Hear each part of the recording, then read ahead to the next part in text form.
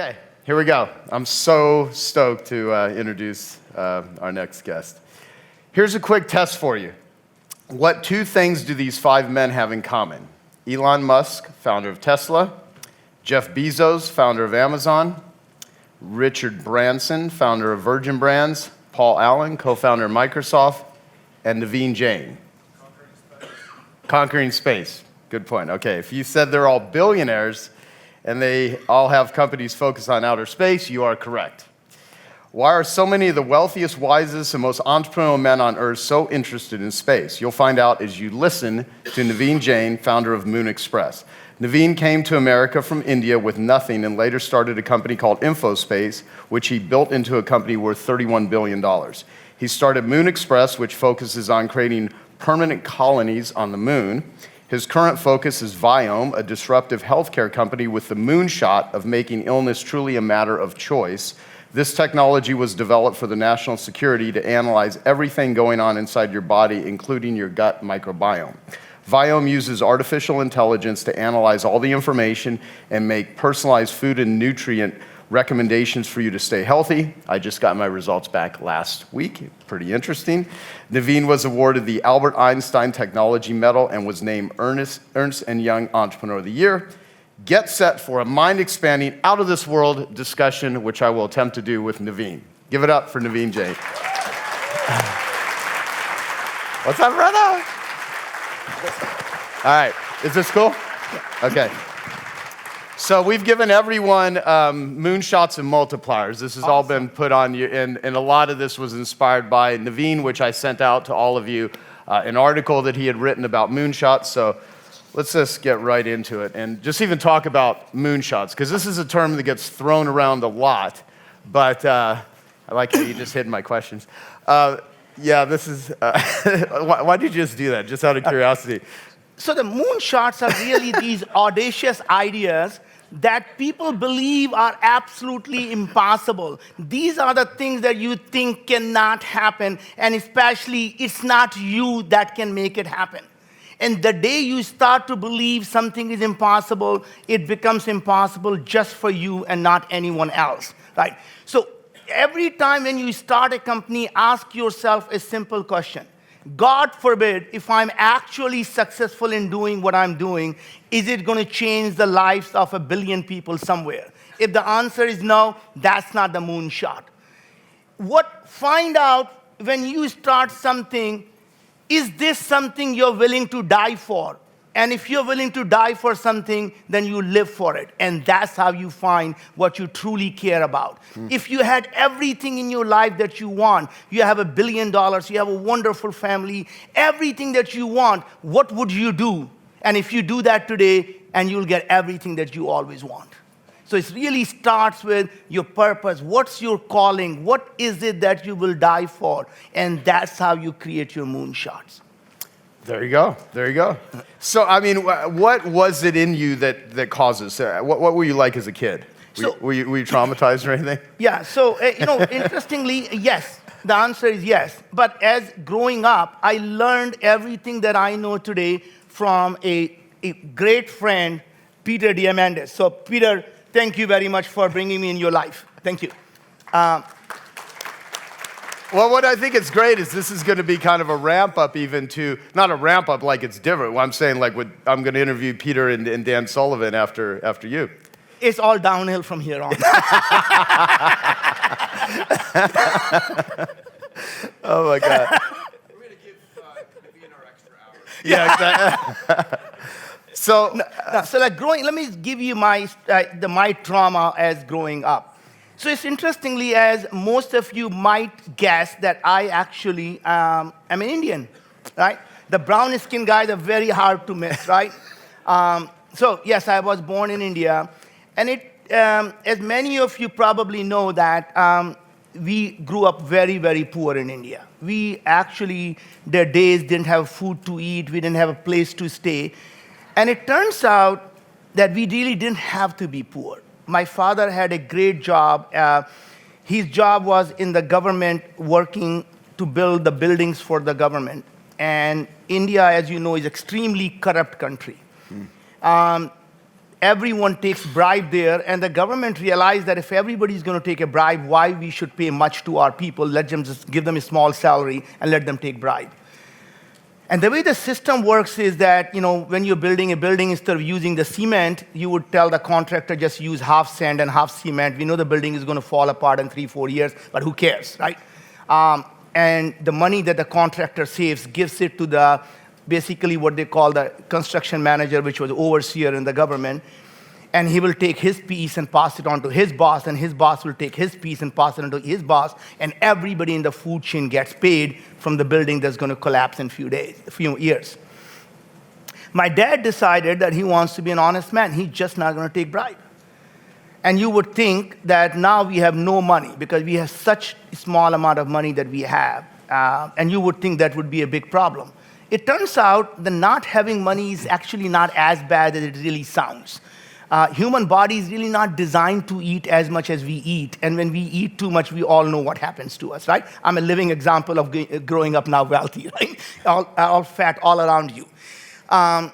What really happens is every 6 to 9 months now, his boss will call the contractor and say, hey, I'm not seeing any money. Do you think he's keeping it all? And his contractor says, you know what he's asking me to do? What? He's asking me to build a building to the spec. If I had ever known I have to use all cement, I would have never bid on the damn project. I'm losing my shirt.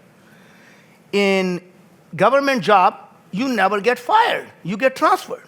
And every 6 or 9 months, we will get transferred from one place to another until we go to the most remote villages where there is absolutely nothing to be built. All they care about is not this, here's a guy who we are paying for, he's not doing anything. What matters to them is he's not taking anybody's bribe now. So we go into the most remote areas in the country where there was absolutely no roads, nothing to be done. And that's where most of our schooling was done. There were no schools there, so you sit on the floor and you write on the floor, and some adult will come along, feel the pity on you, and wants to teach you something. Interesting thing happened. My sister went on to become a postdoctorate in applied mathematics. My younger brother had a PhD in statistics and computer science. I was the least educated in my family, ended up getting an engineering degree and doing an MBA. Came to the United States with absolutely nothing, $5, and barely spoke the language. And God has been just amazingly kind to us. I've started several companies now. This is my 7th venture. And any which way you look at it, so much I have received from the society. So thing that really changed my life really was about 15, 20 years ago. I had built my first successful company, InfoSpace, at that time, and I was on the top of the world, and I started my second company. And one day, I got a call from a woman, and she said, my husband is in ICU, and he wants to speak with you. And I said, ma'am, I understand the hospital bills can pile up. We have a foundation. Send me an email. Send me the bills. We'll take care of them. And she says, he really wants to talk to you. I said, ma'am, I really don't have time. I promise you we'll take care of all the bills. Just send me the email. And she said, can't you just spare 30 seconds to speak with him? And I realized that I didn't want to hang up on her. It'll be easiest thing for me to just talk to the gentleman and just done with it. I said, put me through the call. And here's a guy on the other line. First thing I say to him was, sir, what is it that I can do for you? And he says, absolutely nothing. And I said, sir, I don't have time to play games with you. So just tell me what you want, and I'm happy to do that. And it's very interesting thing is, when I came to this country, as you can imagine, I had absolutely nothing. And I was making $3 an hour. And I was living in New Jersey, really cold place. I didn't know what cold was. I came there in summer, and it was a beautiful farmhouse. I was living in this mud farmhouse, and in a water stream going behind the thing, and I thought I had arrived. I have this, I'm making $3 an hour. 6 of us are sharing this farmhouse, 6 guys. I was single, didn't matter. Life was good. I even bought a car, believe it or not, for $500. We bought a Chevrolet Impala that was 20 years old, and 6 of us shared it, and life was good. Until the winter came along, and I saw the white stuff fall from the sky. I had never seen the white stuff in my life. And I'm looking up, and I'm thinking, what a blessed country. What a blessed country. Here the white stuff falls. Even God is gracing this country, right? until the next morning, everything is full of white, and I have no warm clothes and I have no boots, and my shoes got holes in my shoes walking on snow. And I'm miserable, and I'm realizing that maybe going back to India is really my choice. And I decided that's what I'm going to do. So here I am, I decided I'm going to go back to India. And there was a gentleman who was working in this company that I had met. He was from Detroit. And I sent him an email saying, look, it was really nice meeting you. One day, if you ever come to India, I would love to host you. You have been a good host here. And I'm going to go back. And he says, you're a smart guy. You really shouldn't go back. This country needs you. Why don't you go to Silicon Valley? That's where all the great companies are. And I'll call a couple of companies, set up some interviews for you. And I really think you will thrive here.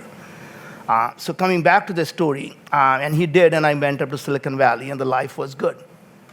When this guy who was on the other line was that guy, he said, I have watched you succeed in this country. I just want you to know how proud I am of what you have done.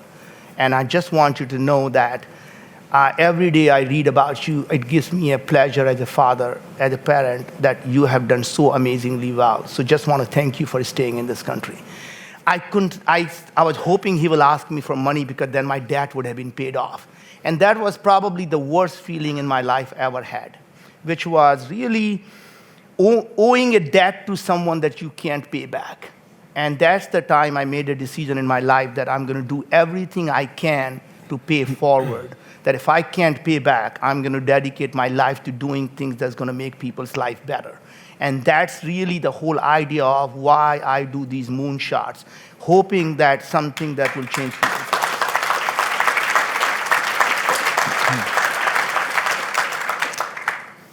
So, Well, there we go. that's the trauma. If you want to talk about trauma, Yeah. when people talk about poverty, they haven't seen poverty. So when you're in those states, when's the last time you've been in what you would consider when it's happening, this is a fucked up situation I don't know how to get out of, I don't know how to deal with it. How do you move past it? How do you, because you've been you've been massively criticized. There's been all kinds of things that you've dealt with, but how do you deal with really difficult decisions? So there are a couple of ways. One thing is you can never let someone else define who you are. You can never let someone tell you what makes you who you are. So you can't really please everyone. And when people criticize you, the best you can do is hold your head high, knowing that you have done nothing wrong. But you can't let them control who you are. You can't control the world, but you can certainly control how you react to it. Other thing that I learned as an entrepreneur is that your life as an entrepreneur is like your heartbeat. Ups and downs of the life is what tells you that you're still alive. When you are smooth, that means you're dead. And you never want a life of an entrepreneur to be smooth. When you are absolutely at the bottom, you know all you have to do is thrive just enough, as Tony said, get set for the winter, know the summer is coming. The next beat is going to be up. Mm-hmm. Right? And when you are on the top of the world, don't get too cocky, don't get too arrogant, because you know the winter is coming. The next heartbeat is going to be right down. So never get too depressed when things are bad, and never get too cocky when you are at the top, because either way, you know the seasons change. Yeah, awesome. So, you have lots of friends in high places, and I think one of the ways that you got there was not only your business knowledge and what you've done, but you're an incredibly persuasive guy. I've spent a good amount of time with you at this point. I first met you through Peter, through Mr. Peter Diamandis. How do you? I always go back and forth. I've known Peter for 7 years now, maybe, and I keep going back and forth with Diamandis. How the hell do you pronounce his name? Diamandis? All right, I don't know. I keep saying it. I don't know.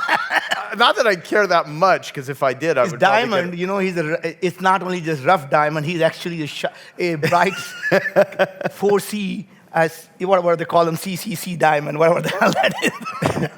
We're gonna 3D print him one day. Yeah, exactly. No, so I mean, you take control of situations. I mean, I've seen you do that. Now, for instance, we get up here, you take my questions, put them away. Now that's a funny thing, and it doesn't matter because I've interviewed so many damn people. I just like thinking things through. But the fact is, that's an example of how you actually go about doing your life. You pretty much do what you want to do within reason, I think. I mean, I'd love to talk with you about, like, as we're discussing moonshots, a lot of this is, it's one thing to have an idea. It's another to behave in a way that gets people to do what you want them to do, and you're really good at enrolling people into your visions, into your missions. I mean, you started some, insanely successful companies. So let's talk about persuasion. How do you do it? How did you learn how to do this? So it's very interesting. It's a whole lot easier to build something that is audacious, that is actually going to change the trajectory of how humanity is going to live. It's so much easier to build $1 billion business than to build $1 million business, right? So you tell someone, hey, I'm going to go start a company that's going to help you find a roommate, an iPhone app. People say, great idea, good luck, have fun with it. You tell someone, I'm going to start a company that's going to make illness a matter of choice. We're going to eliminate all chronic illness from the face of this earth by understanding, empowering each individual to become the CEO of their own health. Because when you are sick and you don't know what is going on, you are helpless. And when you are helpless, amazing things happen. You're going to be victimized. You're going to be victimized by someone. And today, we call those healthcare system. Our pharmaceutical companies have become a parasite on humanity. They are the parasite that must die, right? These are the pharmaceutical companies that are taking advantage of people who are sick. When a CEO of a pharmaceutical company tells you the best drug that they develop are the drug that you have to take for the rest of their lives. Best drugs are the one that people have to take for the rest of their life. They should be ashamed of saying that. Not the best drugs that cure anything. They want people to be sick. And that's exactly what we don't want. Right? Now, so, amazing thing is, I've started 7 companies, and not one of them have ever been in the same industry. And God, knock on this leather, every one of their company has been wildly successful. There has not been one company that has been less than $100 million. So when I started, everything from space, I'm not a rocket scientist. I started the health company. I'm not a doctor. I'm not a scientist. Interesting things happen. When I set out the moonshot, we are going to make illness optional. The first call I got was the head of the IBM Watson research working on AI. He said, for 20 years, I've been developing artificial intelligence. This is the problem I would love to solve, because if we can solve that, that will be my legacy. I got a call from Dr. Massier. She is a PhD in microbiology, MD, and she was working for Human Longevity Inc. for Craig Venter. As you know, Craig is one of the most genius person, cover of Time magazine, who invented life, man who played God, and he's working on human longevity. And she calls me and says, I want to work with you to solve this problem. What's the point living longer if people are going to be sick anyway? So let me help you solve this problem. It turns out, at Los Alamos National Lab, they have been working for 10 years for biodefense work at national security, trying to figure out if a bad actor were to get hold of something biological, how would they know what's making people sick? So I got a call from Dr. Yusevich and says, we have been working on a technology for 10 years. We spent hundreds of millions of dollars, if not billions of dollars, developing it, and I want to come and help you solve this problem. Now I have this amazing team and a technology that government has spent billions of dollars developing that can look inside your body and tells you what's going on and make specifically what you can do about it. Not, here's what's happening, here's the food you need, don't eat spinach, don't eat kale, don't eat avocado, and eat more carbs, right? Amazing life, right? Now I put together an amazing team, and great things happen. Every venture capitalist in the Silicon Valley says, what are you doing? Why are all these people quitting and joining you? I'm going to make illness optional. We want to invest in your company. And you say, I don't need the money. And that's like raising a red flag in front of a bull. You never want to tell VC you don't want the money, Because now they think you must have something so good that you refuse to take their money. Now they are desperate to give you money at any cost, right? And that's an amazing thing. When you don't want something, everybody wants to give it to you. When you ask them to go to the bank and say, I need a loan, no, you're not qualified. Sir, I don't need the loan. How can I give you the cheap loan? So I think that's describing how you do sales, right? So sales, actually, I tell you what, one of the things I notice when I come here is most people who are expert here, who are expert in sales, don't know a bit about sales. And I tell you why. You don't ever have to sell a thing. You want to inspire people to buy. So if you have to sell something, you're doing something wrong. What if you can inspire people to be part of what you're doing and they buy, not you don't sell, right? So the difference is you want to be as informative, as educational, and really make it bigger than themselves. So when I tell people that I want you to sign up for Wyoming, I don't say, please go buy because it's going to help me make money. What I say is, please sign up. Not only you are going to feel better, but you're going to help the humanity gets better. All we need is a couple of million people. Once the artificial intelligence has enough diversity of data for millions of people, we will be able to solve every chronic disease. So please help me achieve my dream. Please help us achieve our moonshot. Please help us come together as humanity and get rid of these parasites and implode the healthcare system. And that's how you sell. So yeah, so you enroll people into a giant big cause. Now, what? It's one thing to think big, grandiose ideas and talk about changing the world. And I think a lot of people use the whole, I've got an idea that's, I mean, they'll hear Peter talk about, how can you impact 1 billion people? And so they haven't impacted one, but they want to impact like the whole world. So where do you take it from this big idea to actually creating the team, making sure you have a viable model that works? Yeah.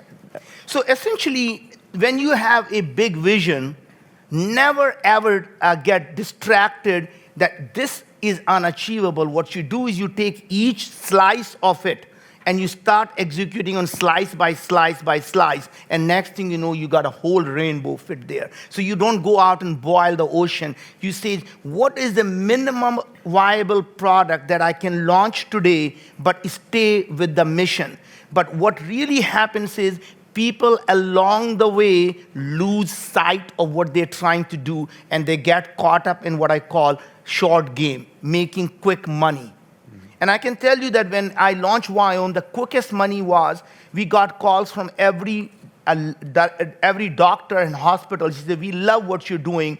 We would love to order a lab test from you for Wyoming. And we told them, we just don't do that. We're going to give you money and say, we do not do that. We want the consumer to become empowered. We want them to have the information of what they can do. Even to date, we get calls from the doctor. I can get hundreds of people signed up tomorrow, but I want to get the data, not the consumer. I will tell the consumer what they need. And by the way, when you order your blood report, the doctor says, I can't give it to you. It's your blood report. They don't want to share it with you. Imagine that. So one thing we made a decision was we will never, ever compromise what we stand for. We will never, ever let anyone get between us and the consumer who is actually buying it. We will always give them the information. We will always give them the recommendation. And what we allow is allow them to share. And you say, share it with my doctor, my spouse, my kids, anyone you want. But at the end of the day, each consumer is going to become the CEO of their own health. Because once you empower someone, you will always get it right?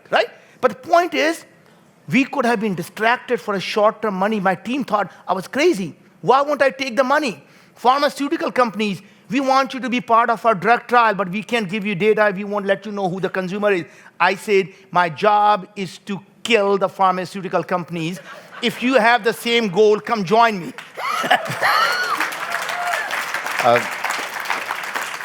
Do you think perhaps you could maybe have a better chance of accomplishing this if you had more enthusiasm? Yeah. Interestingly, I'm still learning from Peter. Right? I mean, honestly, it's not something you create. It's not something you become. It has to come from your heart. If you don't believe in something that you're willing to die for, you can never be enthusiastic about it. And that's one problem a lot of people have. They sell things they know they don't believe in. They say, how can I build the quickest amount of time I can build trust in someone so they will buy my product? Those are the short game. You want to play the game like Tony mentioned. Fall in love with your customer, not with your product. Do what it takes to make sure the person who's buying it is going to be thrilled and be delighted, as Jeff Bezos will say. To me, if you look at, there is a reason why Jeff has become the richest man in the world making no profit. Yeah. Right? Right? Because everyone who has bought things from Amazon will know there is nothing when you say to Amazon, you bought a product, even if it's your mistake, you tell them, I don't want this. They don't say, you bought it, it's yours to keep. They say, please send it back, and you can keep the product, we'll refund the money. Right? That is actually taking care of your customer. They play the long game.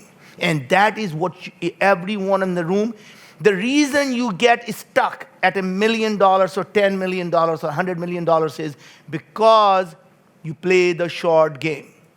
Believe what is possible. Think about what your moonshot is. Imagine. So that is the most beautiful word that I learned in the English language. If you just tell someone, imagine, for that second, they are willing to open to any idea. I can say, imagine a world where whatever that is you're doing, at that point, people are open to every possibility. So don't focus on what the world is. Focus on what you want the world to be. Don't focus on, is the glass half empty or half full? Focus on, do I want to fill this glass or not? Is this glass even worth filling? Because if it's worth filling, does it matter it's half empty or half full? And if you don't want to fill the glass, does it really matter it's half empty or half full, right? The thing is, whether it's your customer, whether it's your children, whether it is your employees, you as a leader or you as a father or mother never have to take them to the water or make them drink. Your job is to make them thirsty. If you make someone thirsty, they will find the water for the rest of their life and they will drink. What is that thirst? It's called intellectual curiosity. Once you can create the intellectual curiosity in people, in your children, amazing things happen.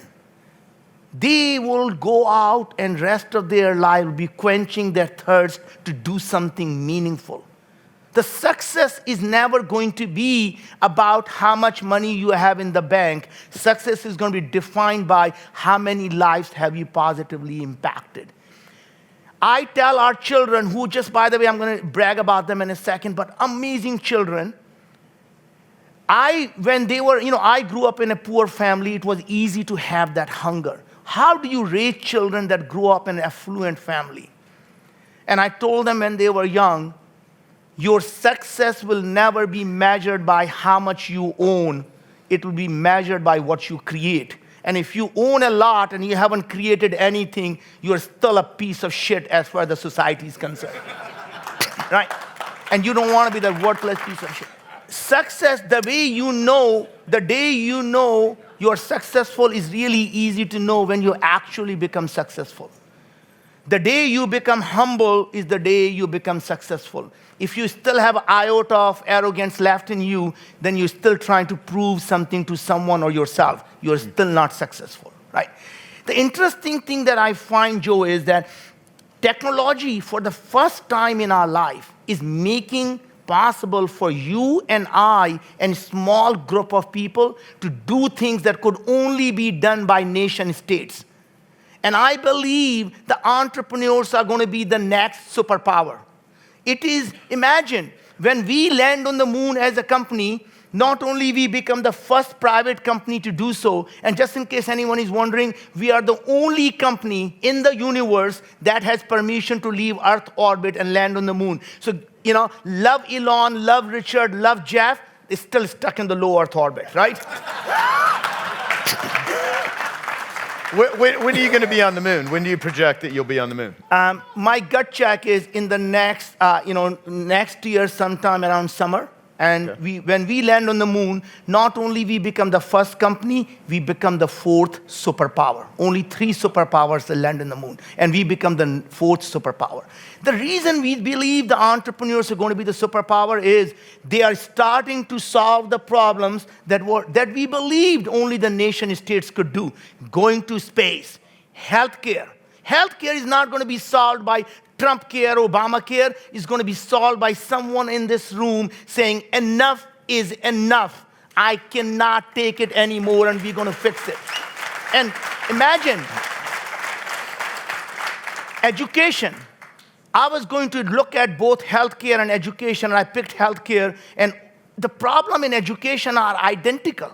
Same problems. And I can tell you exactly what needs to be done. And I hope one of you in this room goes and fixes it. Because if you fix education, instead of my going to do that next, I'll go create abundance of food, abundance of land, the abundance of energy, all the problems that we need to solve. Education. What's the problem with education? Our education system was designed to teach you skills. Imagine what's happening. In the world of exponential technologies, skills are becoming obsolete every 5 to 7 years. By the time you graduate, your skill is no longer needed. Think about that for a second. What do you get? You get chronic unemployment. The skills are becoming obsolete. Our education system was designed to create these people with the skills so you can be employed rest of your life. Now you have to create an education system, learning to learn, learning to solve problems, learning to work together. Today in education system, when you work together, you know what we call them? Cheating. When we do the same thing in a company, you're a team player. Imagine that. So imagine, what if you can create an education system that's adaptive, that is personalized, that is gamified, that is based on the neural feedback of how you learn, and your education system gets adapted to how you learn rather than you adapting to how teacher teaches. All that can happen. And imagine if you can solve education, you can create abundance of energy, abundance of water, abundance of land. We can bring world peace. Think about that. What do we people fight over? They fight over land, they fight over water, they fight over energy. All we have to do is look up. Where is the scarcity? We are living in a tiny pale blue dot in our own galaxy. And there are billions of galaxies in this universe, and there could be billions of universes in this multiverse. Where is the problem? Look at the energy. There is nothing but energy. There is nothing but water. It's in our mindset of it's not possible. People say, how can you live on the moon? Don't you know there is a tremendous amount of radiation on the moon? And I said, yeah, but that's another opportunity for us to solve that problem. Nature has already solved that problem. We find the bacteria growing in the radioactive nuclear waste. So nature has figured out not only how to protect its DNA from the radiation, it has figured out how to use the radiation as a source of energy. So imagine when you are on the moon, as opposed to eating pizza, we will be going out and eating radiation. Honey, do you want to go out and get some radiation? So all we have to do is take the genes from the bacteria, use CRISPR, which is a genetic editing technology, and use the gene editing to modify our own human genes so we are completely protected from radiation. Just one of the many things you can do, right? The idea is every time you see a problem, don't think of it as a problem. Think of it as an opportunity. The bigger the problem, bigger the opportunity. So every speed bump, don't say, God damn it. You say, aha, there is another business opportunity. And the only thing you have to remember, as an entrepreneur, you only die from indigestion rather than starvation. That means don't do too many things at the same time. Do few things, but do them really, really well. So do things that you actually are good at. Focus on them, and if you see a bigger opportunity, let go of this one. You got to let the good things fall apart for better things to come together. So if you are really think your marriage is, your relationship is good, but not excellent, let go of the good thing to find something better. No, that's great advice. I want to actually touch on that too, because that I think is one of the, and we've had, when I was over your house in Seattle, 2 months ago or whenever it was, and this freaking guy's crazy. He's like, we're in this, what kind of boat was that it was fast as shit, and I thought I was gonna die. But anyway, his neighbors are Jeff Bezos and Bill Gates. It's quite awesome. Let's not do name dropping, dude. No, I like the name Let's dropping. focus on them. But here's the thing though, because I'm curious of, all these very successful entrepreneurs, what's the kryptonite? What is the kryptonite that fucks you up, that screws up entrepreneurs, that you have learned through all of your ups and downs? What are the things that just avoid? One of them you just mentioned, which is don't do too many things. Yeah. So other thing is, for all the naysayers. There'll be plenty of people, it doesn't matter what you do, they will tell you, you can't do it. You're not good enough. It's not for you. Get rid of every single person who is negative in your life. You become the average of the 10 people you surround yourself with, and you don't need negativity in your life. Every time somebody comes to you and say, you can't do it, just use the really polite way of saying, you know what, go F yourself. Right? So the thing is, don't let someone tell you what you can't achieve. Don't let anyone define who you are. The other advice I can give you as a fellow entrepreneur is, when you are looking for a friend, you want someone who is just like you. When you're looking for a teammate, find someone who is very unlike you. You want people who are complementary. You are a visionary. You are the guy who gets people inspired. You don't want another guy who is just like you. You want a guy next to you who is such operational guy. He says, look, I don't even know what you are doing. I don't care. You keep cutting the trees, and I'll keep building the road behind you. I hope you know where you're going. Right? Yeah. And that's what you really want. You want the guys who and many times challenging you. Are you sure you know where you're going? And you hover up and say, yep, I see a road right around this wall. Right? And the idea is your job is to constantly hover up. And I think there's another great advice that I think both Tony and Dean gave yesterday, that, you as an entrepreneur, if you get stuck at the day-to-day stuff, then you're only working inside the trees. You will never be able to see what this forest looks like.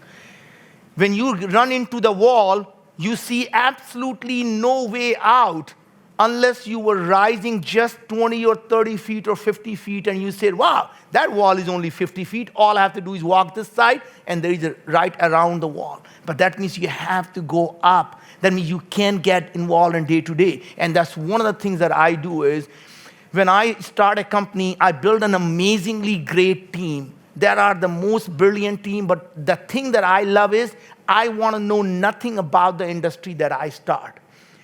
And that's one of the fear most people have. They say, how can I go do something I know nothing about it? And that is actually the biggest asset you have. Once you become an expert at something, you can only improve it incrementally, maybe 10% or 15%. But if you want to change something 10 times or 100 times, you have to challenge the foundation of everything that experts have taken it for granted. What makes them an expert? They know the foundational knowledge. That means they will never be able to challenge it, because the minute you challenge it, you're no longer the expert, right? And you come from outside. Everybody thought the best way to keep the humans healthy is to make them sterile. Get rid of all the bacteria and viruses from human body and you will be healthy. Nature did not intend it that way. Just to give you an idea how much I've learned without knowing anything in this industry, what I realize is that our human body, when we look at, Our human DNA only produces 19,000 genes, and our microorganisms in our gut, the microbiome that we say, produces 5 million genes. Think about that for a second. We are mostly microbial, trillions of microbes inside your gut controlling who you are. So you don't have to take my word for it. Just Google Parkinson's and microbiome, depression, autism, Alzheimer, anxiety, your behavior, your fear, obesity, diabetes, autoimmune diseases, cancer. In fact, not only microbiome causes all these diseases, even the cure, whether it works or does not work, depends on your microbiome. So just yesterday, there was research that says a chemotherapy, if you have a certain microbiome and you take chemotherapy, it will guaranteed kill you because these microbes take chemotherapy drugs, turns into a toxic poison that will kill you. Or will completely detoxify it, it makes it completely useless. Or if you do immunotherapy, there are certain probiotics if you take, they improves the things by 10 times. Imagine that. The cancer cure depends on your microbiome. There was 2 weeks ago research by Cleveland Clinic that shows the breast cancer comes from microbiome, not from your genes. Your genes don't make you who you are. Genes don't define your destiny. Genes are alphabet. It tells you everything that's possible, doesn't mean it's going to happen. How genes are expressed is what makes you who you are, not your genes, right? Think about it. Your hair, your tooth, your lung have identical genes. Identical DNA. You don't want the tooth growing up on top of your head, will not look good at all, right? It's simply the same DNA can produce hair, lung, heart.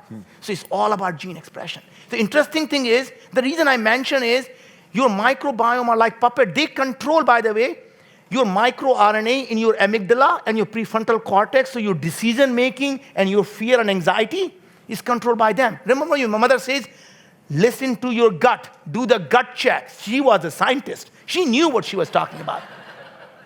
Here's my theory, and this is yet to be proven. We believe this is our primary brain and gut is our secondary brain. I believe, just like we used to believe the Earth was the center of our solar system and everything revolves around Earth, we're going to find out that our gut is our primary brain, the microbiome is the puppet master, and this thing is simply the puppet tells the body what to do. Everything what we crave is decided by our microbiome. When we are hungry, when we are full. Imagine, people say, how can this microbiome control my brain? Anybody knows the dogs, when they catch rabies, what happens? First thing they do, they bite. They become aggressive and they bite. These microbes changes the behavior of who you are because it takes control of your microRNA and interferes, becomes who you are. The mitochondria, you know what the mitochondria is, right? It's a cell, inside our human cell, there is an organelle that used to be the ancient bacteria. That is the energy factory for the human cells. It used to be a bacteria. No surprise, the microbiome communicates directly with mitochondria as we age. So there was very interesting research that came out about a month ago. They looked at the 90-year-olds who are healthy, and they found that they have the microbiome of 30-year-olds, not the genes of 30 years old. If you can maintain your microbiome, you can be healthy at 90 with no drugs.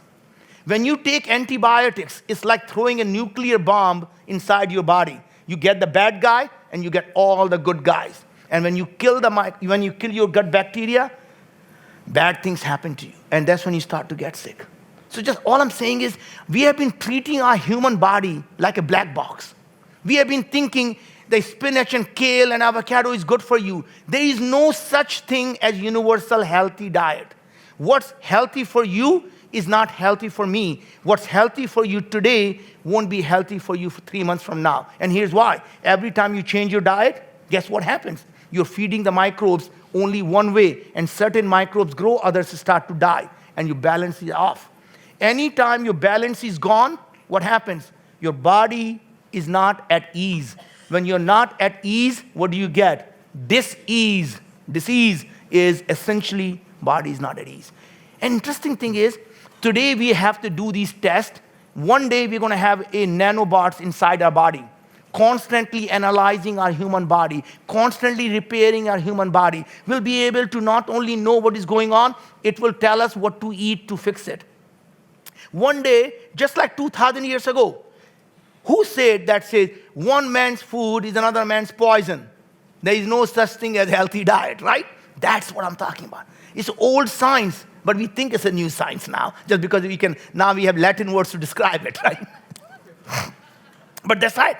But point is, we all have known intuitively that our gut is the key to our health. So what I'm trying to say is, until the time when we are able to have nanobots in our body, until the time we are able to reprint our organs, 3D printed organs, so you can drink as much as you want because there is a new liver waiting for you somewhere, you can get a new one, right? Imagine one day when you get a heart attack and you call your doctor and say, hey doc, my heart stopped working. I'm going to take a quick shower. Can you print me a new heart? I'll be there in an hour. Because your body will have these red blood cells that are constantly monitoring that heart has stopped pumping oxygen. They start releasing oxygen as if nothing has gone wrong. And they're 4 hours. So you can take a nice shower. Doctor has time to print a new heart. And you go back and life is good. What if we realize that we as humans actually don't even exist? Imagine that for a second. So imagine that what if we are simply an energy and we simply get haptic feedback? So when I touch my hand, I feel there is something there. What if there is nothing there? I simply feel the touch. Just like in a virtual reality, you have full haptic feedback, right? You could see something is there, but it's not there. What is real and what's not real completely starts to change. Amazing things are going to happen. The next 10 years are going to change the trajectory of how humanity is going to live. In the next 15 years, half of the Fortune 500 companies are going to die. That means you and I have a chance to become the next Fortune 500 company. And when the king is dying, you can become the next king. The only thing is, things are happening so fast, when people get so afraid that some competitor is 5 years ahead of them, just remember, they're 1 to 2 years before they die, because technology is evolving so fast, they're going to become obsolete in 5 to 7 years, right? So if you are behind, that means you are ahead by 5 years ahead of them, right? Many times you're going to find that companies are going to go out of business before they get a chance to be public. Look at Uber. Uber could go bankrupt before they become a public company, and here's why. Their biggest advantage is they have a driver network. When you have a self-driving car, what's the driver? The car manufacturer.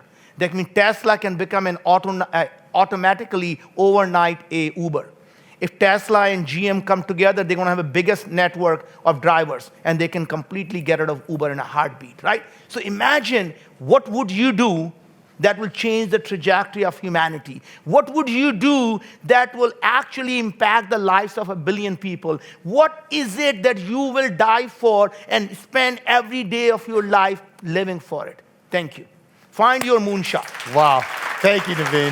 That was awesome. That was awesome.